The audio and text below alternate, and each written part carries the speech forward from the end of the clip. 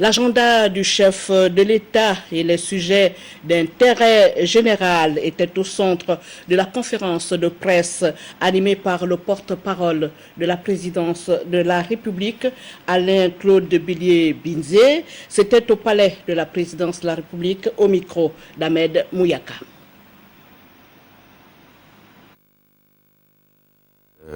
Pour les déplacements du président de la République, il y a donc un déplacement prévu à Kigali au Rwanda dans le cadre des cérémonies commémoratives des 20 ans du génocide dans ce pays. Vous savez que ce génocide reste comme une plaie sur la conscience de l'humanité, en ce sens qu'en plein XXe siècle, voire en fin du XXe siècle, en début du XXIe siècle, on a pu assister, impuissant quasiment, à un massacre de population entre elles. Ensuite, il est prévu un déplacement à Paris le 8 avril pour une rencontre à l'Élysée avec le président français François Hollande. Ce sera l'occasion pour les deux chefs d'État de faire le tour d'horizon sur le niveau de la coopération entre la France et le Gabon, coopération diplomatique bien entendu, parce que nous avons un certain nombre de dossiers sur le continent autour desquels il s'agit d'harmoniser les points de vue.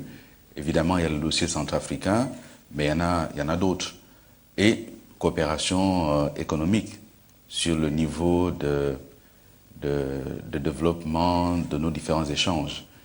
Et certains autres points seront abordés qui feront l'objet d'une communication ultérieure. S'agissant d'un COP, nous avons récemment entendu un certain nombre de choses, nous avons lu certaines critiques. D'aucuns affirment qu'un COP serait un éléphant blanc, en ce sens qu'il ne s'y passerait rien.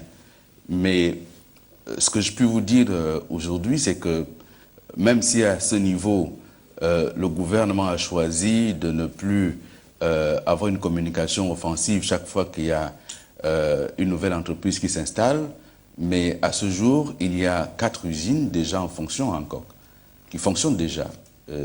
Et chacun peut aller sur place constater qu'en effet, ces usines fonctionnent.